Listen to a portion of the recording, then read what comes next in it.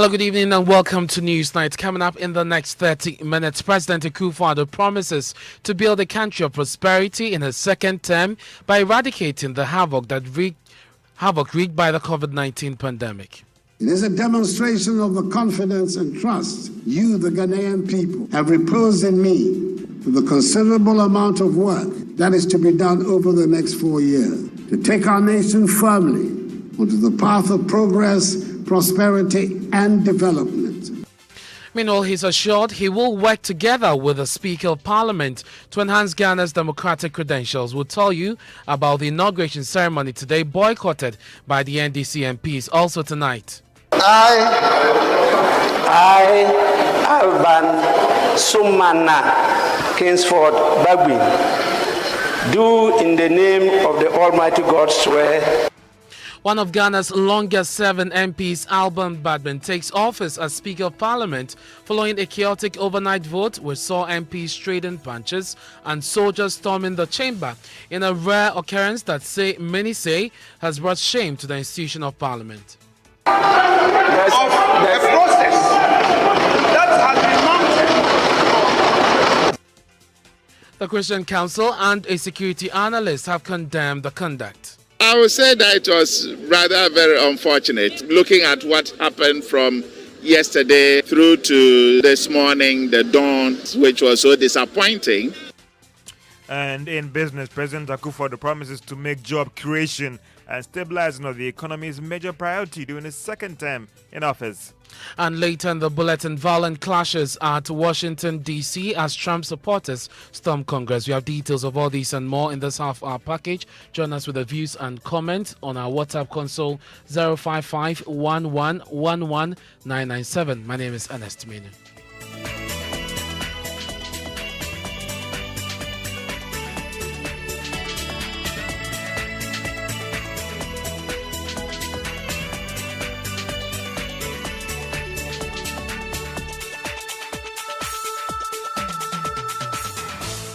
And tonight, President Akufo-Addo has promised to build a country of prosperity for all in his second term. Mr. Akufo-Addo was sworn into office today following his one-touch victory at the 2020 presidential polls. In his inaugural speech, the president noted the opportunity given him by Ghanaians to serve a second term places on him the responsibility to develop the economy and improve their livelihoods. I cannot, therefore, take this honor and privilege bestowed on my mother's self lightly, and I thank Almighty God and the Ghanaian people who by an emphatic margin renewed my mandate in office for 4 more years.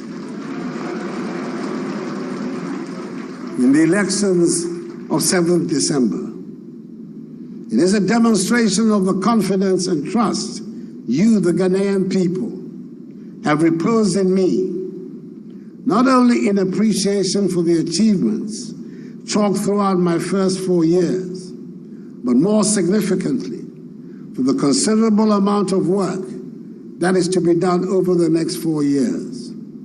In our drive to take our nation firmly onto the path of progress, prosperity, and development, following the havoc wrecked by COVID-19. This is a task I wholeheartedly accept, and I assure all Ghanaians that I'll do my best to deliver on this mandate. Now, President Akufo-Addo in his first term tagged the year 2020 as the year of roads when he promised to embark on an aggressive road development across the country. Today, he reiterated his commitment to fix the road infrastructure deficit in the country. Our roads are being constructed at a much faster pace than before. And yes, I acknowledge that there are still many more kilometers to construct. We defined last year as the year of roads. This year will be the second year of roads. And that's President Akufo-Addo there. Well, the inauguration today was boycotted by the NDC MPs in the House. The MP for Sagnerugu, ABF Husseini, said the move was in solidarity with the presidential election petition filed by the NDC candidate John Mahama. But before the swearing in, this happened. Of a process that has been mounted. So those are sounds from the chamber overnight as MPs voted to select a speaker for the 8th Parliament, and MPs snatched the ballot papers. Some exchanged punches in an open brawl, some pushed to the ground, others fought over seats, and armed soldiers stormed the chamber in what some NDC MPs described as an attack on Ghana's democracy. My colleague Joseph Akable captured the scenes in the following report.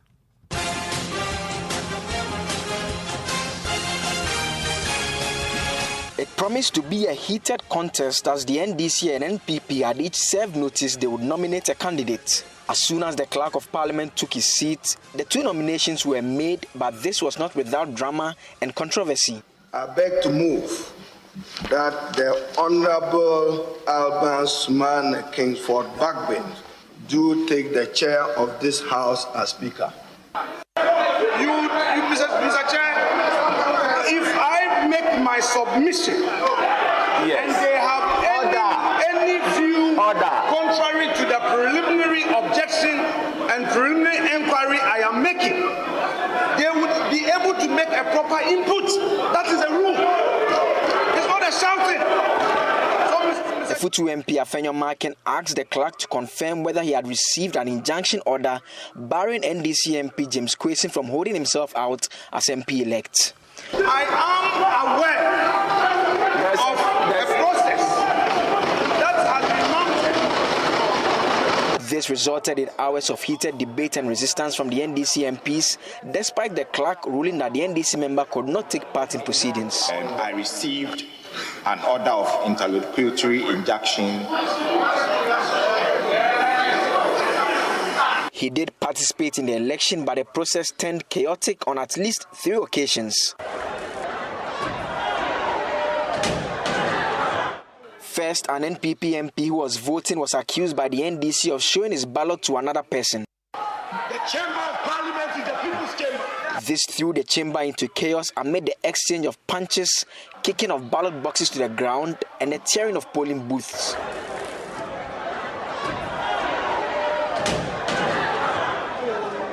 All these were carried out by MPs.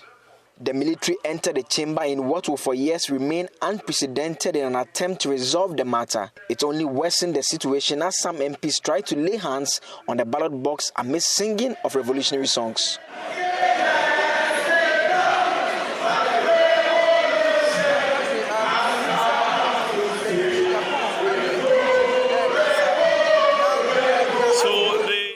Calm was eventually restored as the military retreated and exited. Chaos, however, reared its ugly head yet again, this time during the counting of ballots.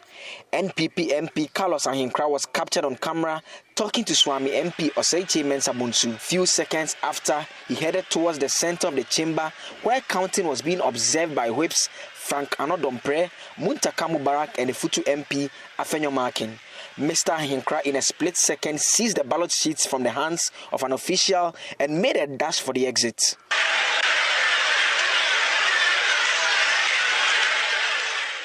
This left MPP MP Afenyo Markin in what appears to be a surprised mood as Muntaka and other NDC MPs pursued Mr. Ahinkra. He was grabbed when he almost succeeded in exiting and became the recipient of punches and slaps from various quarters. This resulted in suspension of counting for hours, only for the clerk to return to announce Mr. Alban Babin as winner of the elections. My colleague Joseph Akable filed that report, and there have been many reactions to this incident. I'll bring that to you shortly. But in the end, Alban Babin emerged victorious in that contest with his former boss, Professor Aaron Michael Quay. Here's the Clerk of Parliament announcing Alban Babin as the Speaker. An unfortunate incident happened in the process leading to the declaration, out of which leadership held some consultations. Accordingly, I have the honor to declare Honorable Alban Kingsford Sumana Bagbin as Speaker-elect.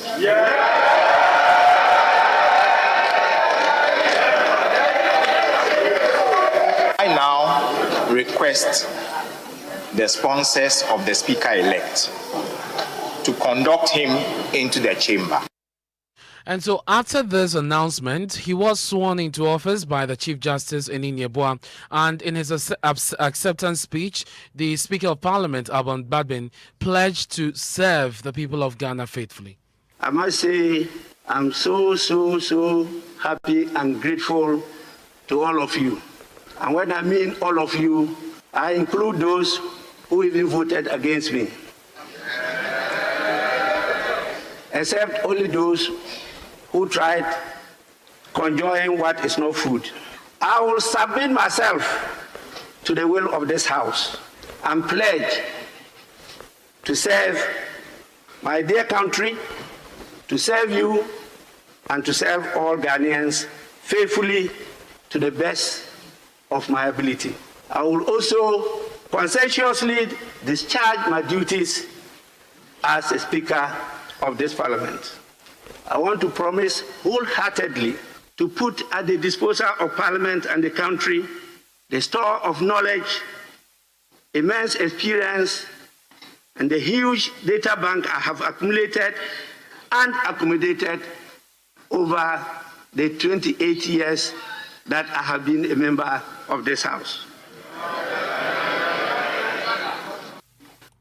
And so that's the Speaker of Parliament, Alban Badbin. Now, some MPs have been reacting to this unfortunate incident of disruptions and attacks and counterattacks that happened in Parliament overnight. Listen to some NPP MPs. You notice I'm here with my brother, the Member of Parliament for Ejuma Kwenyane Siem. I serve with him on the Finance Committee of the 7th Parliament and maybe hopefully in the same capacity in the 8th Parliament. It goes without saying that we've had some embarrassing moments early this morning, which should ordinarily had not taken place. But I think in the end, consensus has been built. You would notice how, even when it came to the nomination of the first and second deputy speakers, leadership set the bar afresh, and the Speaker is admonishing a lot more consensus building and lesson learning from this. I think it's in that spirit that we have to move forward and hopefully rebuild on some of the cracks that have been engineered in the last 6 hours or so. I cannot, under any circumstances, provide any explanation, any justification, or even attempt to run away from the despicable behavior that we put up last night. I mean, let's call a spade a spade. It was an activity or action unbecoming of members of Parliament. I was sitting in the chamber, I was ashamed. How can we do this to ourselves? What really were the issues? Secret ballot, from the indications that we got prior to the commencement of sitting, we knew there were going to be issues, but I at least expected that it was going to degenerate to that level.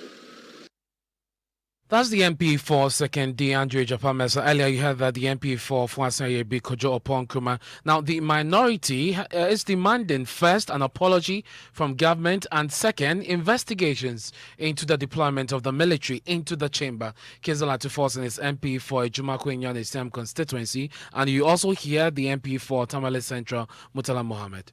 Seeing the military coming in, for me, is the lowest of all what I've seen in my 12 years, or almost about my 13th year I've just started in Parliament.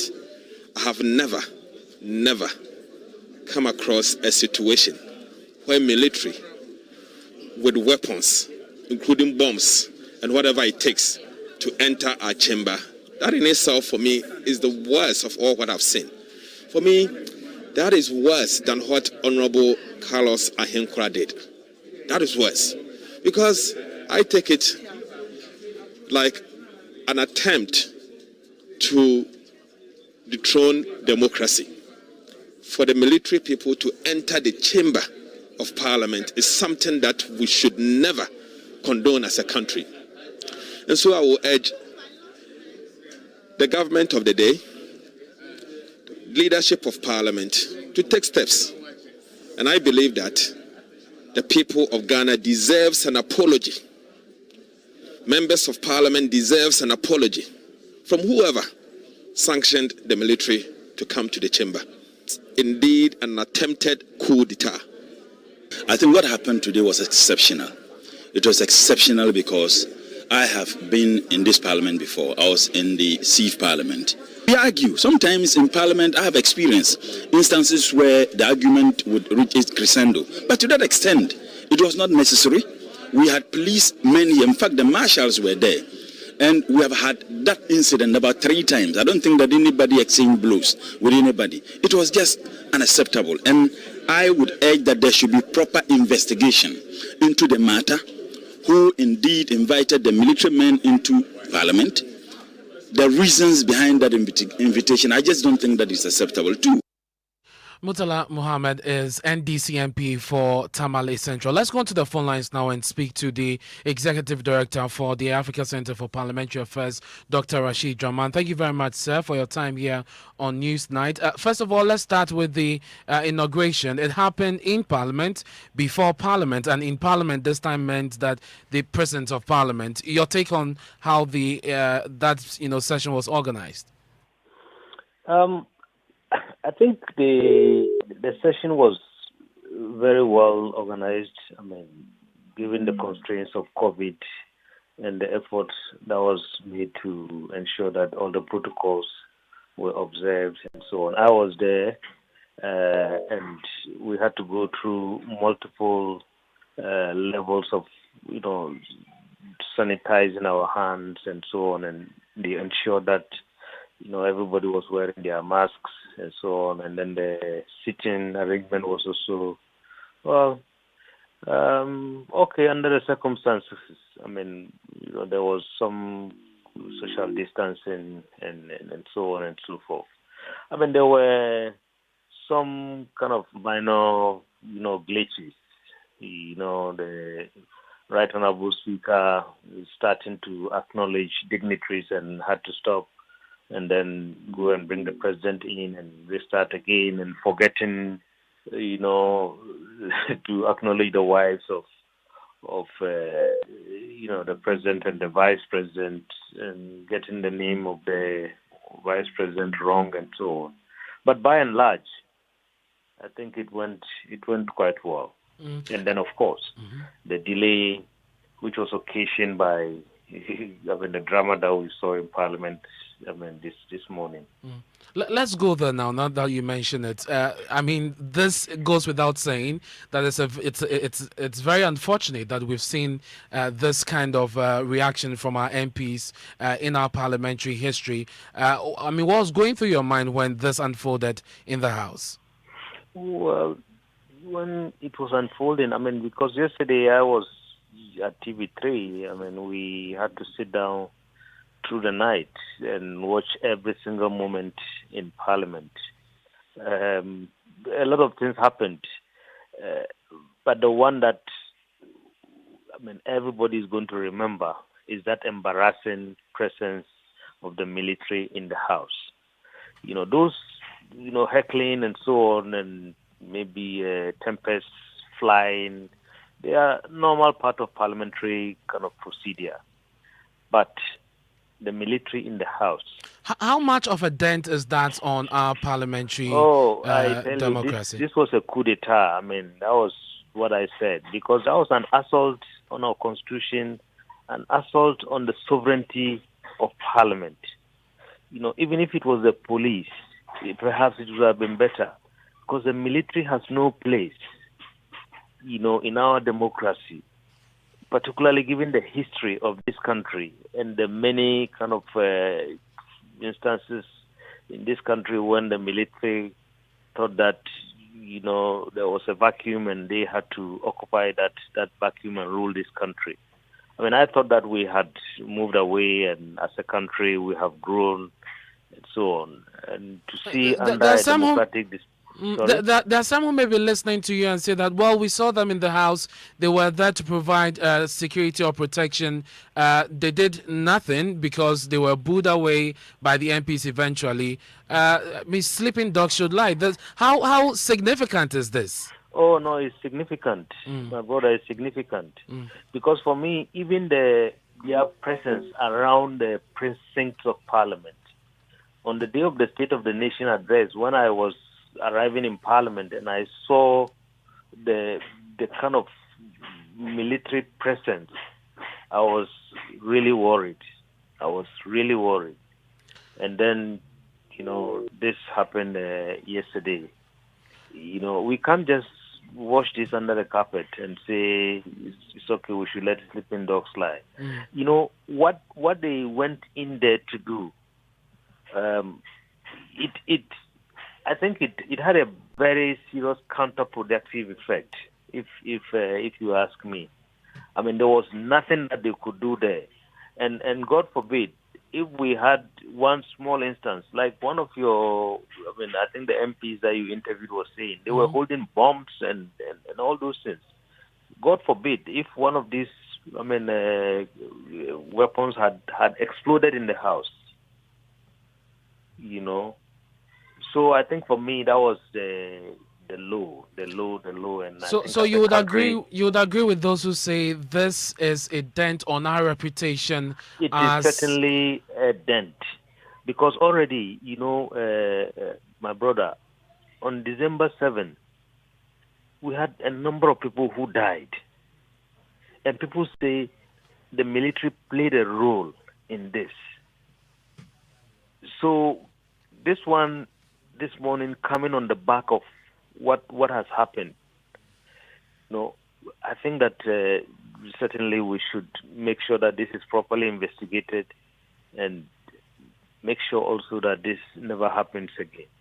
And then, of course, the other low was the snatching of the ballot. You see, this process of, transition, transfer of power, election of speaker, we have done this 7 times in the Fourth Republic. Now and I think that what people are going to remember out of all these 7 times is this military presence and the snatching of the ballot. The last time I spoke to you, you gave some qualities that a speaker for this parliament should have in order to be able to deal with the affairs of the House. Now we have the honourable member who used to be the second deputy speaker, the former MP for Nadoli Kalio, Alban Badmin. Does he fit the criteria that you set, and what do you make of his selection as speaker? Well, I think Honorable Badmin is a fine gentleman, and I have no doubt that he fits the bill, and he would make a very fine speaker.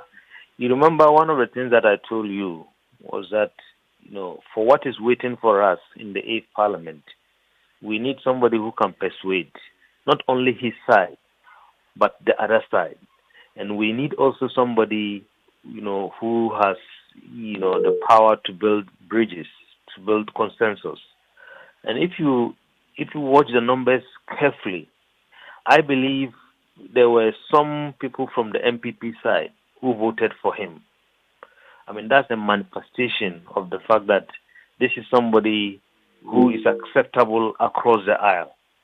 And I think that's the kind of person we need for this moment.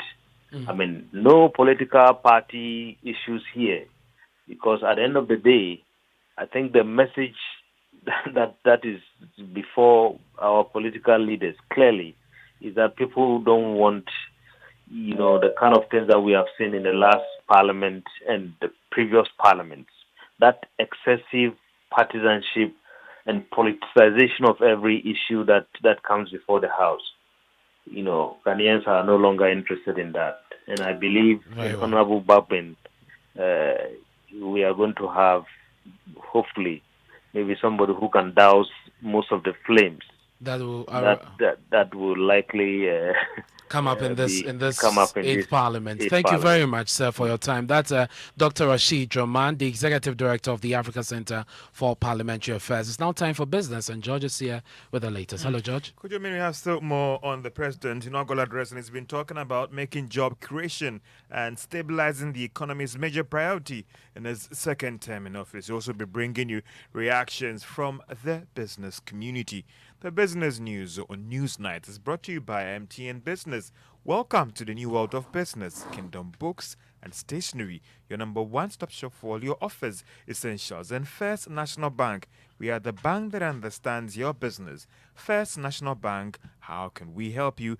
Let's now settle for the details. And President Akufo-Addo has given the firm assurance that he will continue to institute policies that will help grow the economy and generate the required jobs for the people. The president said this when he was sworn into office to begin his second term from today. Let's hear him. Our economy, even in the face of the global pandemic of COVID-19, continues to show resilience and a much faster rate of recovery than originally envisaged, and was indeed one of the fastest growing economies in the world in 2020. Establishing a strong economy, undergoing structural transformation to value-added activity, which will generate jobs for our young people and enhance their living standard, will be the main preoccupation of my second term. Together, we're ensuring that the basic tenets of social justice are met. Many said it was beyond us, but we have ensured that financial consideration no longer determine the fate of the Ghanaian child. Because of the implementation of the free senior high school policy, once willing and able, senior high school education is the minimum education to be received by every Ghanaian child. Well, the president has been talking about how he plans to give a lot more attention to local production in terms of what we consume going forward. In this same vein, expect the locally produced Eku juice, one of the results of government's one district, one factory flagship policy, to replace rapidly the imported fruit juices on the shelves of our supermarket. Not because anyone will so decree, but because the quality of the locally produced one is as good, if not superior. I doubt, Mr. Speaker, that anyone would ordinarily mention Akpeteshi, the local gin, as a possible item on the world market. I cannot vouch for its taste or potency, since I gave up alcohol many years ago. But I can say that the made in Ghana and beautifully packaged Apu I have recently seen can compete in the most sophisticated markets in the world. My boundless confidence in the energy of the Ghanaian makes me believe that we can become the prosperous nation we aspire to and soon. We have good reason to be proud of what we have been able to achieve so far. And that's President Akufo-Addo. Meanwhile, the Association of Ghana Industries has described as prudent decision by the president to focus heavily on value addition in his next term. The president, according to the association, this might be the best way going for looking at the current challenges in the economy, said Chuma Kwabwa is chief executive of the Association of Ghana Industries. I think the call by the president and his vision and plan that his second term in office is going to devote more of it to supporting the creation of value-added products, and then in the process help to create jobs is a good call. And as you rightly said, AGI, that has been our advocacy all these years. We believe that if you want to develop a strong economy on a more sustainable basis that will create sustainable jobs, then you have to add value to whatever you are producing, and that is by way of your manufacturing products. So it's a very good call, and we believe it is the best approach. And if you look at most of the countries that have developed, they have strong manufacturing base. Sechuma Kwabwa is chief executive of the Association of Ghana Industries. And that's all for business on Newsnight. Back to you, Kojo. Many thanks, George, for bringing us the latest in the world of business. Now, the heart of America's democracy has been hit with violent clashes as supporters of President Donald Trump stormed and ransacked Congress. Now, BBC reports that 4 are dead as a result of the protests that occurred in America's Capitol building, where Congress had been meeting to approve the U.S. presidential election results. According to the BBC, 1 woman was shot while 3 others suffered what they describe as medical emergencies. The clashes led to the arrest of over 50 people, with 14 police officers injured. President Donald Trump, however, was reported to have called on protesters to go back home in a video posted of him. There was a video that was taped in the White House, I think it was, where he said that he finally told his protesters to go home, but also kind of said that this is what happened, and when kind of repeating the claims that we've heard, the incorrect claims that there is no evidence of about this being a fraudulent election, and kind of implying that the protesters or his supporters were pushed to this. That is something that has been pretty strongly rebutted by his own party. I mean, the Republicans' own chief of communications saying that this is domestic terrorism, what happens. So it's difficult to see where Donald Trump goes from here. I'm sure it must be very frustrating for him not being able to speak directly to his audience, but certainly his party is making its feelings clear. Report from our partners, the BBC, and then tonight's edition of Newsnight here on Joy 99.7 FM. Our top stories this are: President Akufo-Addo promises to build a country of prosperity in the second term by eradicating the havoc wreaked by the COVID-19 pandemic. Meanwhile, he's assured he will work together with the Speaker of Parliament to enhance Ghana's democratic credentials. And, of course, one of Ghana's longest-serving MPs, Alban Badmin, is now Speaker of Parliament. This more news when you log on to myjoyonline.com. I'm Ernest Manu. Good night.